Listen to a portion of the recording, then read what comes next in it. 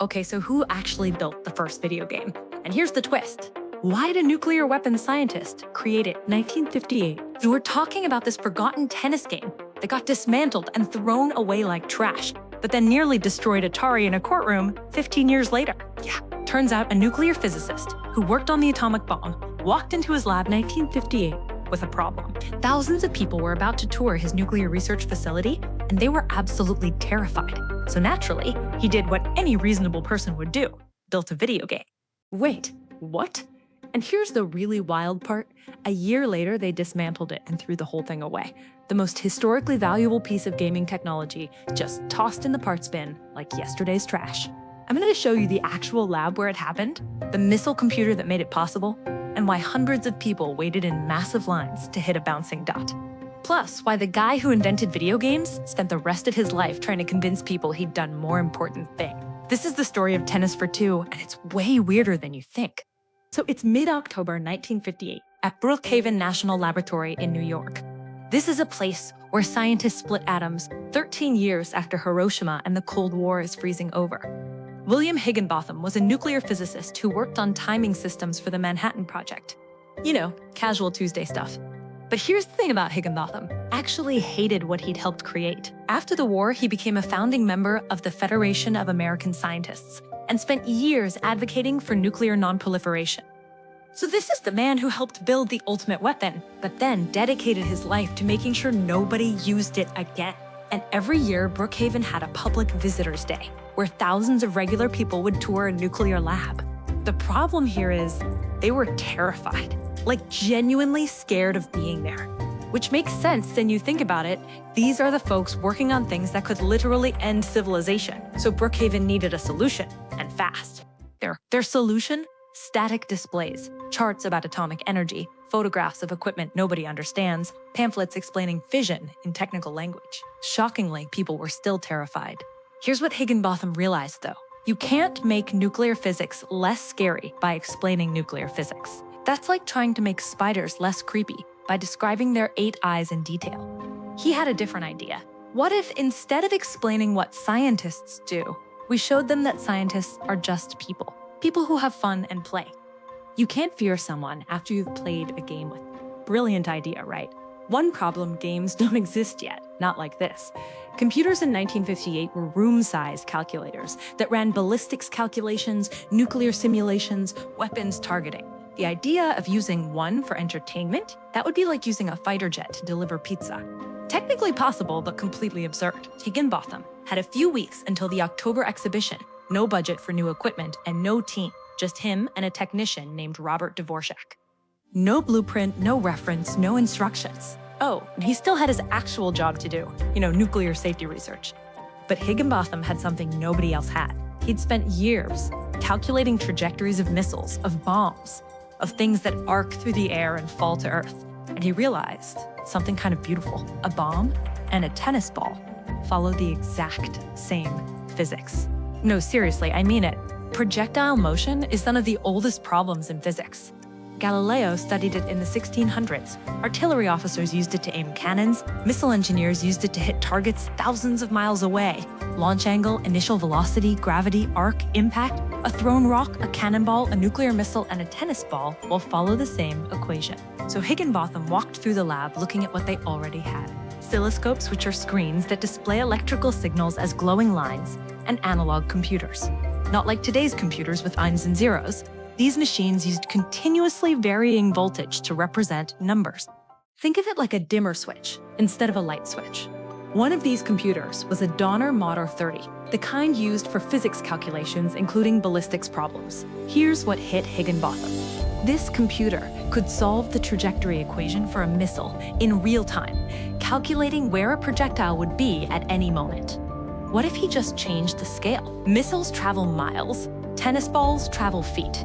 What if he added boundaries, like a net and a court, instead of geographical coordinates? What if instead of calculating death, it calculated play? The same math, the same circuits, just aimed at something completely different. So here's what he built, and this is kind of genius in its simplicity. He wired the Donner Model 30 to solve the ball's position continuously, every tiny fraction of a second recalculating where it should be. He added player controls with 2 boxes that had rotating knobs for angle and buttons to hit. He connected everything to a 5-inch oscilloscope for the display. 1 horizontal line for the ground, 1 vertical line for the net, and a moving dot for the ball. No scorekeeping, no graphics, no color. You had to track points yourself, like actual tennis. It wasn't about looking impressive, it was about feeling real. For weeks, Higginbotham and Dvorak worked after hours, soldering circuits, testing trajectories, calibrating physics. The ball kept going through the net, so they added collision detection, which was purely analog with no digital code. Every equation was voltage, and every calculation was instantaneous.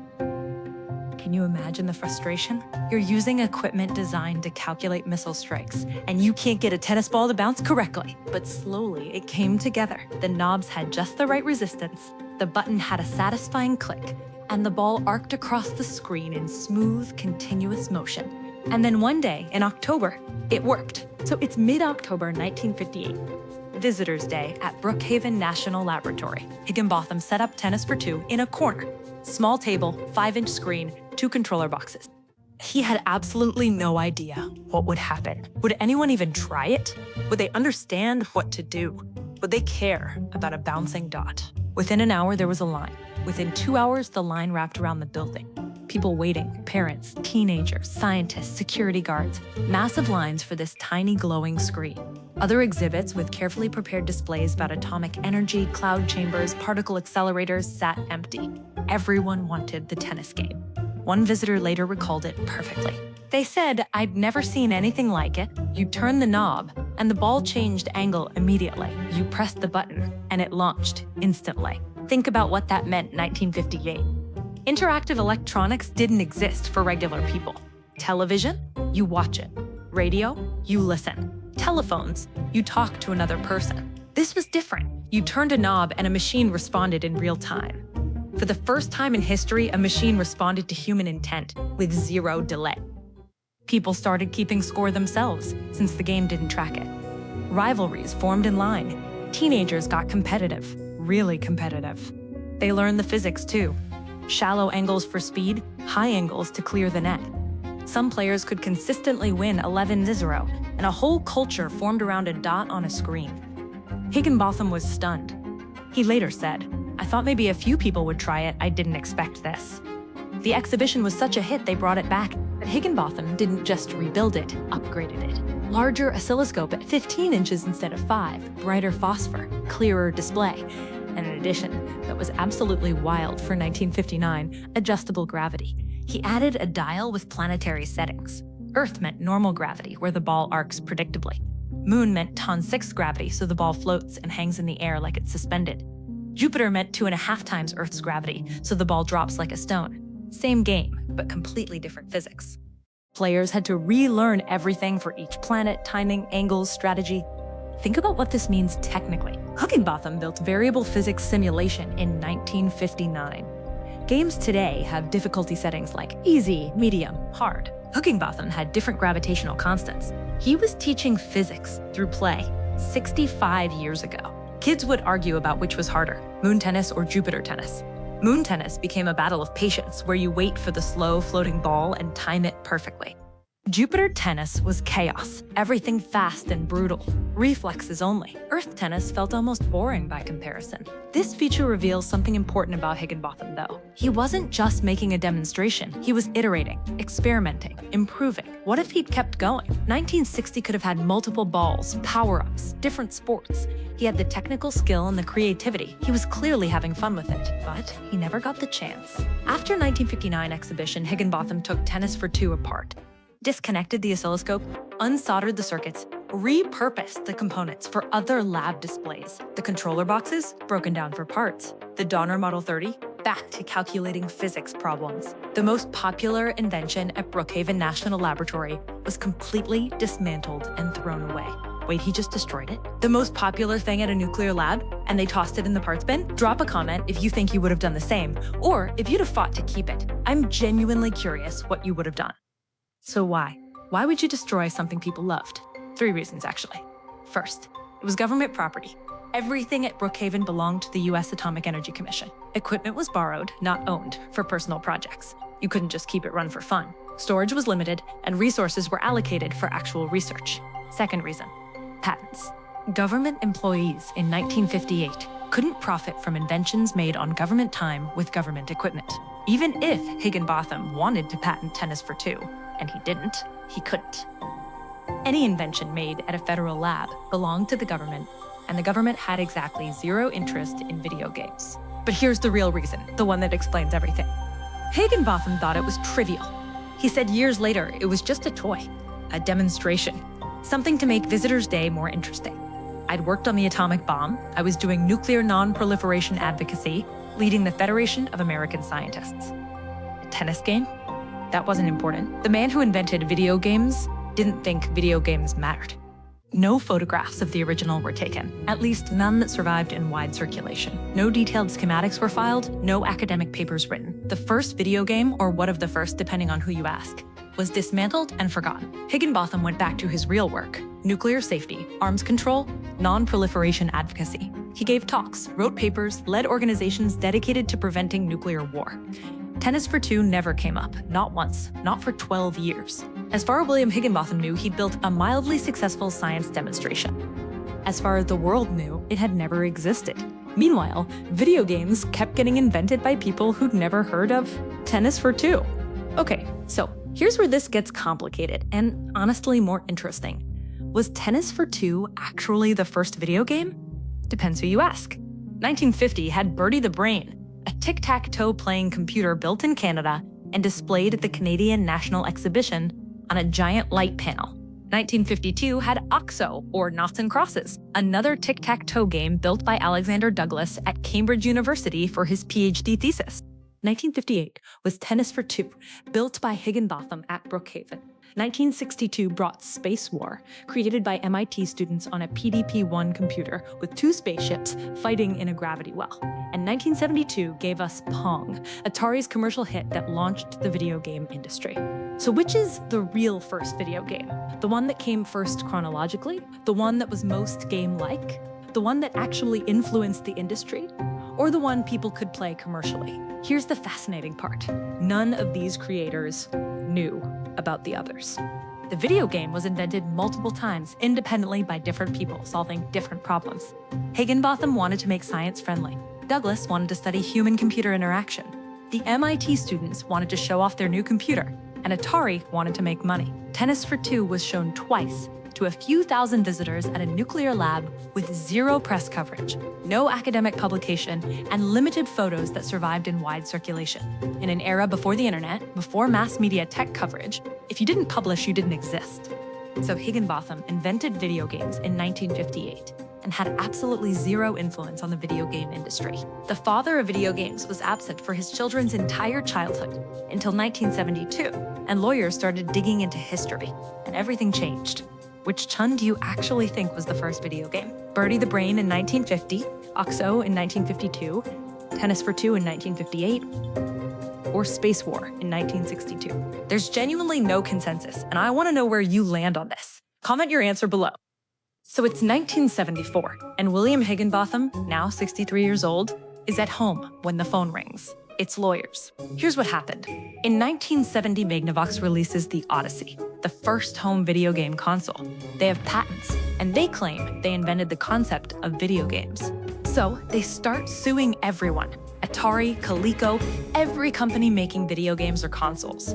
The lawsuit claims Magnavox owns the fundamental concept with millions of dollars at stake and the entire industry's future hanging in the balance. Atari's lawyers have one strategy: find prior art and prove video games existed before Magnavox's patent. They dig through history, research labs, academic papers, obscure references. Someone finds a mention in an old visitor log from Brookhaven National Laboratory in 1958 about an electronic tennis game. The lawyers call Brookhaven asking, "Do you have records of this?" Someone says, "Oh, you mean Higginbotham's thing?"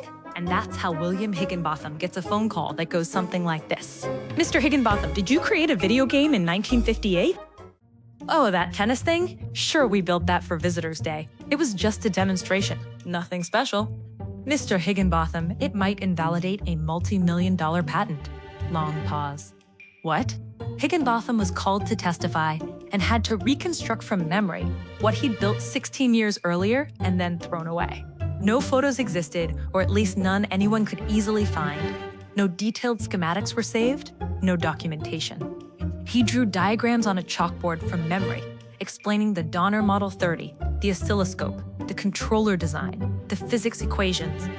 Lawyers asked, "Why didn't you patent it?" His answer? "I worked for the government, and honestly, I didn't think anyone would care. It was just a tennis game." Here's what actually happened with the lawsuits, and this is important because it's way messier than the simple version. Tennis for Two was one piece of prior art among many.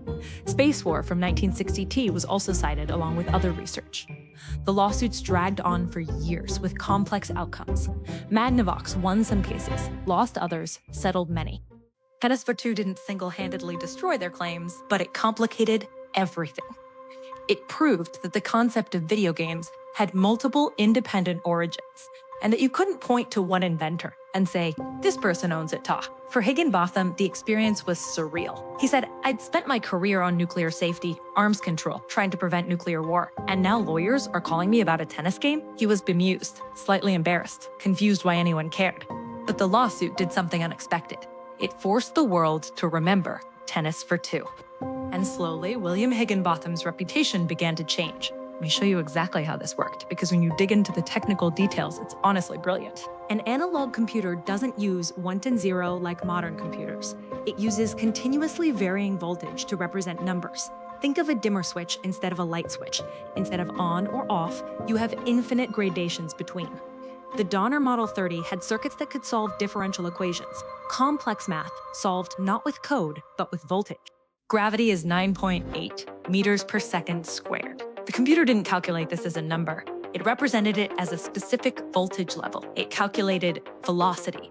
Angle air resistance was ignored because it was too complex for the available circuits. Every 60th of a second, it recalculated the ball's position based on the current velocity and gravity. This was real-time physics simulation in 1958. Modern games do this with billions of calculations per second, but Higginbotham did it with voltage and circuits. Each player had a controller box.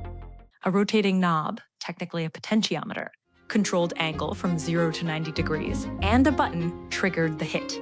You could feel the resistance in the knob, that physical feedback, and the button had a satisfying mechanical click. Here's what happened when you pressed the button. The computer read your angle from the potentiometer's voltage, calculated initial velocity based on fixed game settings, solved the trajectory equation continuously, not step by step, but as a smooth, continuous function, and drew the ball's path on the oscilloscope as a moving dot of light.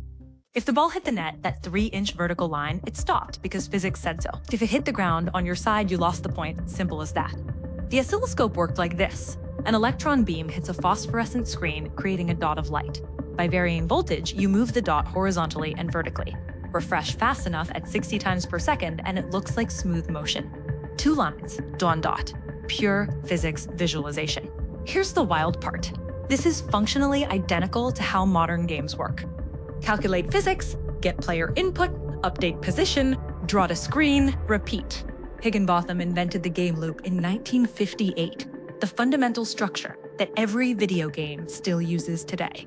He just did it with voltage instead of code. The 1980s roll around, and William Higginbotham, now in his 70s, starts getting invited to gaming conventions. Events like the Consumer Electronics Show and early game developer conferences. This elderly physicist walking into rooms full of teenagers and 20-somethings who'd grown up on Atari and Nintendo. They'd never heard of the Manhattan Project, and most of them had no idea what nuclear non-proliferation meant. But they knew Tennis for Two, and they treated him like a rock star. Convention goers would line up for his autograph. People who'd waited hours in line for the new Zelda game wanted to meet the guy who made a dot bounce in 1958. Someone who attended one of these events recalled, "It was completely surreal. These kids treated him like a celebrity. They wanted to hear stories about the oscilloscope, the controller design, the physics." And Higginbotham kept trying to steer the conversation to nuclear non-proliferation, his real work, the thing he dedicated his life to. They'd nod politely and then ask about the bouncing ball. He was famous for the thing he considered least important. But here's what's fascinating. Something shifted in Higginbotham during those years. He started to see what Tennis for Two had actually accomplished. Not as a technical achievement, because he always knew the tech was simple, but as a human connection. He said in an interview near the end of his life something really beautiful. Those kids at the conventions, they weren't afraid of science. They were excited by it, curious. Maybe I did more with that tennis game than I thought. Think about the arc of his life for a second. 1945, helps build the atomic bomb, technology designed for maximum destruction, watches it devastate Hiroshima and Nagasaki, then spends decades trying to undo that legacy, advocating for disarmament, for peace, for putting the nuclear genie back in the bottle. 1958, builds a tennis game to make science seem friendly, something small, almost trivial in his mind. 1980s to 1990s discovers that the tennis game touched more lives than his activism combined. The weapon he helped build killed hundreds of thousands of people, but the toy he built has entertained billions. Yeah, from bombs to Pong, that's quite the career pivot. Here's the theme that runs through this entire story, and it's kind of beautiful. The same physics that destroyed Hiroshima became the foundation of entertainment. The same equations that calculated death, calculated play. Technology doesn't have morality, people do. A trajectory is just a trajectory. What matters is what you're aiming at. William Higginbotham died in 1994. By then, the video game industry was worth tens of billions of dollars. Today, over $280 billion, larger than movies and music combined. 3 billion people play video games globally, and every single one of them is using Higginbotham's innovation, whether they know it or not. Today, museums around the world display Tennis for Two recreations, not the original, because the original was dismantled and thrown away. They preserve what its creator considered to expand on. In 2008, Brookhaven National Laboratory recreated Tennis for Two for its 50th anniversary. They used Higginbotham's rough sketches, his courtroom testimony, scattered notes. They built it with period-accurate components, analog computers from 1950s, oscilloscopes with the right kind of phosphor. Some parts don't exist anymore, so they had to improvise and make educated guesses. Is a recreation of a destroyed original still authentic? It's like the ship of Theseus, but for video games. Modern gamers who try the recreation have interesting reactions. Wait, this is it? Just a dot? The controls are so sensitive. How would people wait in line for this? What was revolutionary in 1958 feels primitive in 2024. And of course it does, but that's the point. This is where it all started. The original components, the Donner Model 30, the oscilloscope, the hand-built controllers, are scattered to the winds. Some were resold as surplus, some were destroyed, some probably sit in storage bins somewhere, unrecognized. Pieces of the first video game exist, but nobody knows where. It's like having fragments of the first wheel, but not knowing which rock it was carved from. We preserve the idea, the concept, the recreation, but the physical reality? Lost to history. But here's what we do have. Every game on every platform, from mobile phones to PlayStations to VR headsets, contains Higginbotham's fundamental insight. Real-time physics, plus player input, plus visual feedback equals fun. That loop, calculate, display, respond, repeat, is in everything.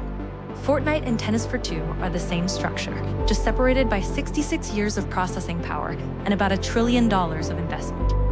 So here's what I keep coming back to with this story.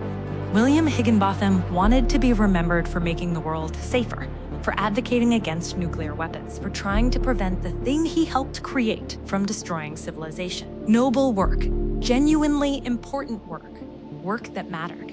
But most people remember him for a bouncing dot on a 5-inch screen. Is that tragic or is it beautiful? Maybe it's both. Because here's what Tennis for Two actually proved beyond the technical innovation. Beyond being one of the first video games, science doesn't have to be scary. Technology can bring people together instead of tearing them apart. A nuclear physicist can make people happy.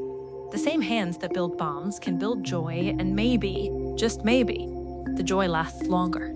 Every time you pick up a controller, every time you press a button and see an immediate response on screen, you're experiencing William Higginbotham's insight from 1958. That technology can be playful, that physics can be fun, that the math describing missiles can also describe tennis balls. Somewhere in a museum, a green dot bounces across a screen.